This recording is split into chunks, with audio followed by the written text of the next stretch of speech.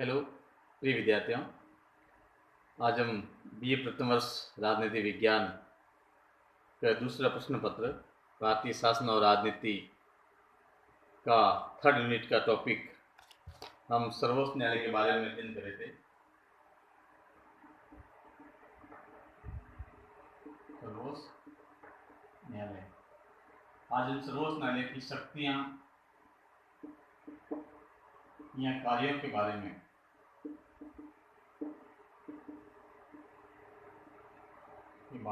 अध्ययन करेंगे। सर्वोच्च न्यायालय के पास में कौन कौन से पावर हैं, सर्वोच्च न्यायालय के पास में क्या क्या इनकी शक्तियां हैं, इसके बारे में बातचीत करेंगे। तो सबसे पहले हम ये देखते हैं कि सर्वोच्च न्यायालय के पास में मुख्य रूप से कौन कौन से पावर हैं या कौन कौन सी शक्तियां हैं। इसको टू द पॉइंट बिंदुवार हम इसका अध्ययन करेंगे।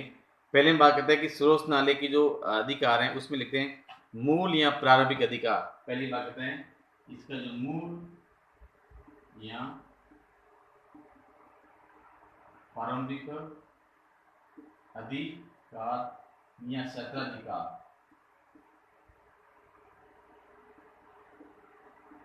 यानी कि सर्वोच्च न्यायालय के पास में कुछ अधिकार ऐसे होते हैं या कुछ पावर ऐसे होते हैं जिसकी सुनवाई केवल और केवल सुप्रीम कोर्ट में ही की जा सकती है। तो इस टाइप के कौन कौन से जो मामले, जिस मामलों की जो सुनवाई है केवल सुप्रीम कोर्ट ही करता है। यानी मूल शक्तियां या मूल या प्रारंभिक क्षेत्राधिकार का होता है कि कुछ मामले ऐसे होते हैं जिस मामलों की सुनवाई केवल और केवल सुप्रीम कोर्ट ही करता है। हाई कोर्ट को इस प्रकार के मामलों में सुनवाई करने का अधिकार नहीं है। जैसे उदाहरण के लिए कहते हैं, भारत सरकार या किसी राज्य के साथ में कोई विवाद हो, एक तरफ तो भारत सरकार का मामला हो और दूसरा वर्सेस हो स्टेट, कोई राज्य का मामला हो। अगर किसी राज्य का मामला हो, एक तरफ भारत सरकार हो और दूसरी तरफ राज्य सरकार का मामला हो, तो उसके दोनों के बीच में कोई विवाद होता है तो ऐसी स्थिति में इसकी सुनवाई केवल और केवल सुप्रीम कोर्ट ही करती है। यहाँ पर हम ये कह सकते हैं कि दोनों राज्यों के बीच में अगर एक दूसरा राज्य है और एक इधर भी दूसरा राज्य है, हम उदाहरण के लिए कह सकते हैं इधर पंजाब है, इधर राजस्थान है, अगर दोनों के बीच में किसी प्रकार का कोई विवाद उत्पन्न हो जाता है तो ऐसी स्थिति में दोनों के बीच में जो विवाद, एक राज्य सरकार का दूसरे राज्य सरकार के साथ में कोई विवाद उत्पन्न हो जाता है, तो ऐसी स्थिति में उसका जो विवाद की जो सुनवाई है उसकी सुनवाई का अधिकार केवल और केवल सुप्रीम कोर्ट को ही जाता है।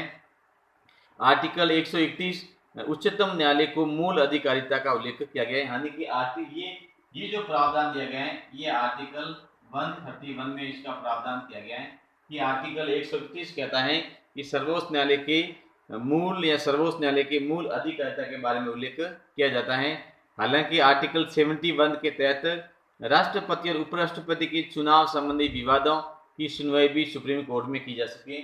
उसके बाद में आर्टिकल 71 की बात करते हैं तो इसमें भी जो प्रावधान किया गया है कि प्रेसिडेंट एवं जो वाइस प्रेसिडेंट होता है, यानी कि भारत का राष्ट्रपति और उपराष्ट्रपति होता है, इनकी जो चुनाव होती है, निर्वाचन प्रक्रिया होती है, निर्वाचन प्रक्रिया में भी अगर किसी प्रकार की कोई प्रॉब्लम होती है, कोई विवाद उत्पन्न हो जाता है, कोई संवैधानिक विवाद उत्पन्न हो जाता है, तो उसकी सुनवाई करने का अधिकार भी केवल और केवल सुप्रीम कोर्ट को ही जाता है। तो सर्वोच्च न्यायालय की जो पहली शक्ति या पहला पावर है कि मूल या प्रारंभिक अधिकार या क्षेत्राधिकार, यानी कि आर्टिकल 131 के अनुसार ये प्रावधान किया गया है कि कुछ अधिकार ऐसे हैं या कुछ सुनवाइयां ऐसी हैं जिसकी सुनवाई केवल और केवल सुप्रीम कोर्ट ही करता है। दूसरी बात करते हैं हम अपीलीय अधिकार या अपीलीय क्षेत्राधिकार। ये तो पहली बात होगी। दूसरा है अपीलीय क्षेत्राधिकार।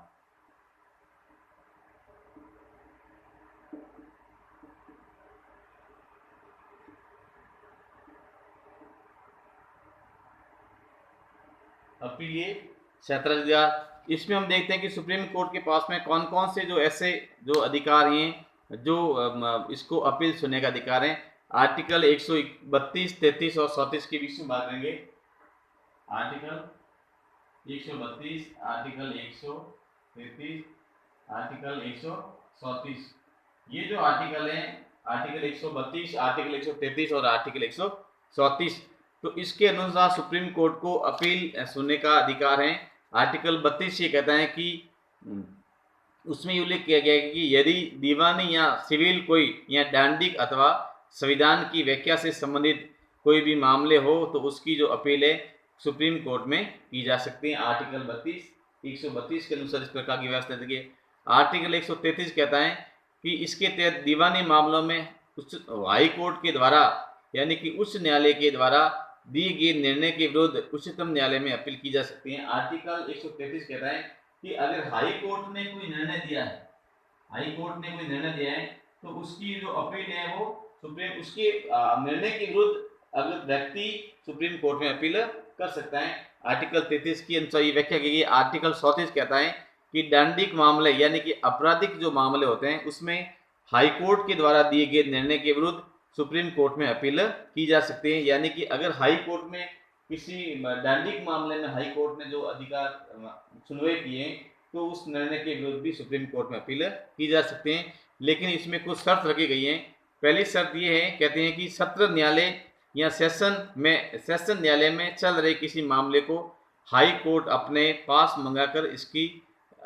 मंगवाकर यदि फांसी की सजा दी गई है, यानी कि जिला या सेशन न्यायालय में कोई मामला लंबित है, उस मामले को हाई कोर्ट ने अपने पास बुलवा दिया है, अपने पास मंगवाकर हाई कोर्ट ने उस मामले अगर फांसी की सजा दी गई है तो फांसी की सजा वाले जो व्यक्ति है उसके परिवार के लोग वो सुप्रीम कोर्ट में अपील कर सकते हैं। दूसरी जो शर्त ये गई है कि सत्र न्यायालय के विरुद्ध सत्र न्यायालय ने किसी व्यक्ति को बरी कर दिया है और हाई कोर्ट ने अपील में फांसी की सजा दी है, यानी कि सत्र न्यायालय ने किसी व्यक्ति को बरी कर दिया है लेकिन हाई कोर्ट ने इस व्यक्ति को फांसी की सजा दी गई है, तो इस टाइप के जो मामले हैं उसमें भी इसका प्रावधान दिया गया है। आर्टिकल 134 में ये उल्लेख है कि सुप्रीम कोर्ट में अपील हेतु हाई कोर्ट से प्रमाण पत्र प्राप्त करना होता है। इस प्रकार की व्यवस्था इसमें की गई है।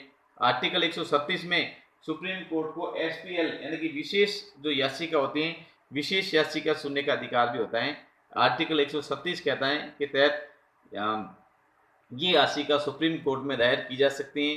सुप्रीम कोर्ट द्वारा दिए गए निर्णय अथवा हाई कोर्ट का ऐसा निर्णय जिसमें प्रमाण पत्र नहीं दिया गया हो उन मामलों में एसपीएल दायर की जा सकती हैं। इस प्रकार से इसमें ये प्रावधान किया गया है।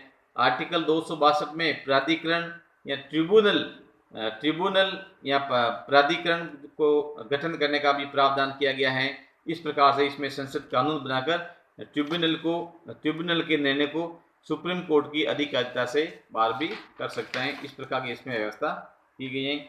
उसके बाद में इसके पास में आर्टिकल 329 में ये उल्लेख किया गया है कि परिसीमन के किसी भी न्यायालय में चुनौती नहीं दी जा सकती है। उसके बाद में हाई कोर्ट को निर्णयों की समीक्षा करने का अधिकार भी है, यानी कि सुप्रीम कोर्ट के द्वारा जो स्वयं के जो निर्णय दिए गए थे उस निर्णयों की समीक्षा भी ये कर सकता है। इसका भी ये सुप्रीम कोर्ट को पावन है कि सुप्रीम कोर्ट अपने स्वयं के द्वारा दिए गए निर्णयों की समीक्षा कर सकता है, यानी कि स्वयं के जो डिसीजन होते हैं निर्णय होते हैं उसकी समीक्षा करने का उसे अधिकार है। यानी कि किसी समय सुप्रीम कोर्ट ने अगर कोई डिसीजन दिया है तो उसकी भी इसमें ये खुद की उसकी समीक्षा कर सकते हैं। जैसे उदाहरण के लिए बेरूबारी वाद जो 1960 में आया था उसकी केशवानंद भारती यानी कि 1993 के द्वारा इसका वापस संशोधन या इसकी फैसले की जो समीक्षा की गई थी। गोलकनाथ विवाद 1967 में आया था, उसकी केशवानंद भारती वाद में भी इसकी व्यवस्था की गई थी। उसके बाद में उपचारात्मक याचिका उच्चतम न्यायालय द्वारा एसपीएल खारिज किए जाने के बाद में भी प्राकृतिक न्याय के उल्लंघन के आधार पर ये याचिका सुप्रीम कोर्ट में दायर की जा सकती है। यानी कि सुप्रीम कोर्ट में कोई एसपीएल लंबित है लेकिन एसपीएल यानी कि विशेष याचिका को भी अगर कोर्ट खारिज कर देता है तो ऐसी स्थिति में भी सुप्रीम कोर्ट में उपचारात्मक याचिका लगाई जा सकती है। इस प्रकार का जो केस है ये 2002 में सामने आया था, रूपा हुरा वर्सेज अशोक हुरा, जो एक पति पत्नी का मामला था जिसके मामले में सुप्रीम कोर्ट में पहली बार इस प्रकार की अवधारणा का उल्लेख किया गया था। उसके बाद में सुप्रीम कोर्ट के पास में न्यायिक पुनरावलोकन का अधिकार भी, ये भी बहुत एक महत्वपूर्ण है और इस टॉपिक में दे भी रखा है न्यायिक पुनरावलोकन।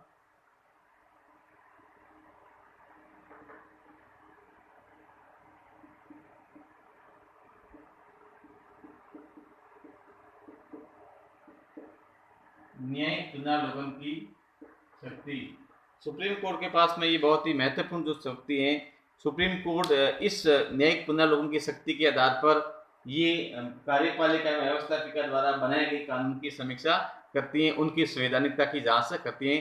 अगर उसे के इस प्रकार से सुप्रीम कोर्ट किसी न्यायिक व्यवस्थापिका एवं कार्यपालिका द्वारा बनाए गए किसी भी कानून की संवैधानिकता की जांच करती है कि जो कानून बनाया गया है वो कानून संविधान का उल्लंघन तो नहीं करता है, ऐसी स्थिति में सुप्रीम कोर्ट को उस समय सुप्रीम कोर्ट का जो डिसीजन होता है वो न्यायिक पुनर्लोकन के द्वारा सुप्रीम कोर्ट उसको कानून को शून्य घोषित भी कर सकता है।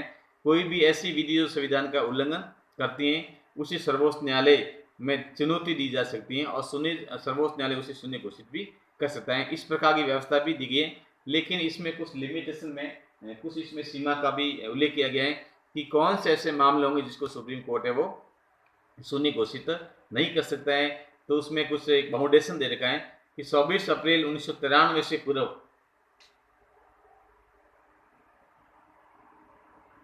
24 अप्रैल 1993 से पूर्व के जो मामले हैं जिस पर कानून बनाकर 9वीं अनुसूची में डाला गया था, यानी इससे पूर्व जो 9वीं जो अनुसूची थी,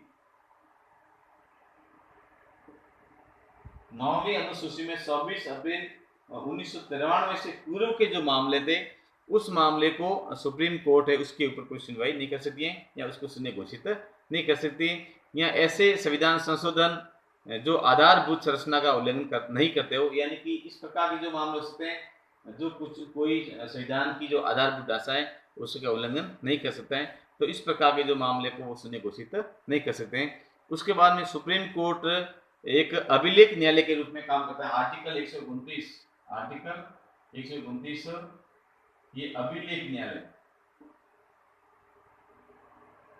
सुप्रीम कोर्ट के द्वारा जो फैसले दिए जाते हैं या समय समय पर सुप्रीम कोर्ट के द्वारा जो डिसीजन दिए जाते हैं, ये डिसीजन आर्टिकल 129 के अनुसार एक प्रकार से ये नजीर बन जाते हैं या हम कह सकते हैं कि संदर्भ बन जाते हैं, रेफरेंस बन जाते हैं, एक प्रकार से उदाहरण बन सकते हैं। तो ऐसी स्थिति में जब सुप्रीम कोर्ट के द्वारा कोई फैसले दिए जाते हैं तो सुप्रीम कोर्ट के जो निर्णय होते हैं इस निर्णय को रिकॉर्ड के लिए रखा जाता है, यानी कि इसी प्रकार के या इसी टाइप के अगर कोई केस आते हैं तो उस मामले में इस प्रकार का जो रेफरेंस है वो दिया जाता है। और इसका दो अर्थ ले सकते हैं, एक तो कहते हैं सुप्रीम कोर्ट के निर्णय भारत के सभी न्यायालयों के लिए संदर्भ या रेफरेंस या नजीर होंगे, यानी कि सुप्रीम कोर्ट के जो डिसीजन होंगे वो भारत के सभी न्यायालयों के लिए नजीर होंगे, सभी न्यायालय इसका सम्मान करेंगे, कोई भी न्यायालय इसका अपमान नहीं करेंगे। सुप्रीम कोर्ट अपनी अवमानना पर संबंधित व्यक्ति को सजा भी दे सकते हैं।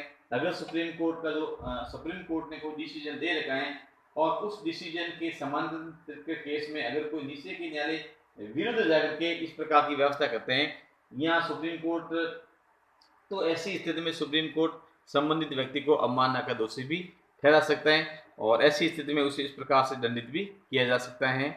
एस.सी. कन्नन कलकत्ता उच्च न्यायालय के जो न्यायाधीश थे, C.S. कन्नन, जो भारत के न्यायिक इतिहास में पहले ऐसे न्यायाधीश थे जिन्हें 2017 में पद पर रहते हुए सुप्रीम कोर्ट ने इस आधार पर सजा दी थी।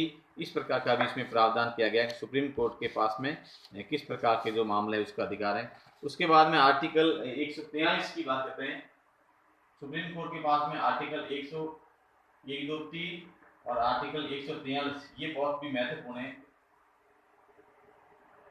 ये तो इसमें हम लोग ये देते हैं आर्टिकल 143 की जब बात करते हैं, आर्टिकल 143 में जो प्रावधान किया गया है इसमें क्या कहता है कि सुप्रीम कोर्ट के द्वारा अगर कोई राष्ट्रपति संवैधानिकता के बारे में राष्ट्रपति सुप्रीम कोर्ट के द्वारा कोई संवैधानिक प्रश्नों पर किसी प्रकार के निर्णय की मांग करता है या कोई भी जवाब या कोई भी प्रश्न पूछता है तो ऐसी स्थिति में सुप्रीम कोर्ट उसे स्पष्टीकरण दे सकता है या सुप्रीम कोर्ट के द्वारा राष्ट्रपति को इस प्रकार से अपने प्रश्नों पर सनिश दिया जा सकता है। इस प्रकार की व्यवस्था भी की गई है। उसके बाद में आर्टिकल 145 जिसमें संवैधानिक पीठ का जो प्रावधान दिया गया है, आर्टिकल 145 ये आर्टिकल 145 है। आर्टिकल 145 के अनुसार संवैधानिक पीठ के गठन का प्रावधान किया गया है और जिसमें न्यूनतम 5 जजों की पीठ होती है। केशवानंद भारती के मामले में 1993 में 13 जजों की जो पीठ का गठन किया गया था, ये अब तक की सबसे बड़ी पीठ है। तो उस प्रकार से उस समय उस पीठ के जो अध्यक्ष थे या तत्कालीन उसमें मुख्य न्यायाधीश थे SM केसरी हुआ करते थे। तो इस प्रकार से ये, और आर्टिकल 145 के अनुसार सुप्रीम कोर्ट अपने नियम, निर्णय या प्रक्रिया का निर्धारण स्वयं करता है। सुप्रीम कोर्ट के प्रशासनिक कार्यों का दायित्व भी CJI, chief justice of India पर निर्भर होता है। चीफ जस्टिस ऑफ इंडिया यानी कि सुप्रीम कोर्ट का मुख्य न्यायाधीश ही रोस्टर तय करता है, इसलिए इसे रोस्टर का मास्टर भी कहा जाता है। आर्टिकल 146 के अनुसार सुप्रीम कोर्ट के सभी अधिकारियों एवं कर्मचारियों की भर्ती और सेवा शर्तों का निर्धारण भी भारत के मुख्य न्यायाधीश द्वारा किया जा सकता है। इस प्रकार से ये सुप्रीम कोर्ट के पास में या सर्वोच्च न्यायालय के पास में बहुत सारे पावर होते हैं, जिसका उल्लेख आप लोगों ने देखा होगा।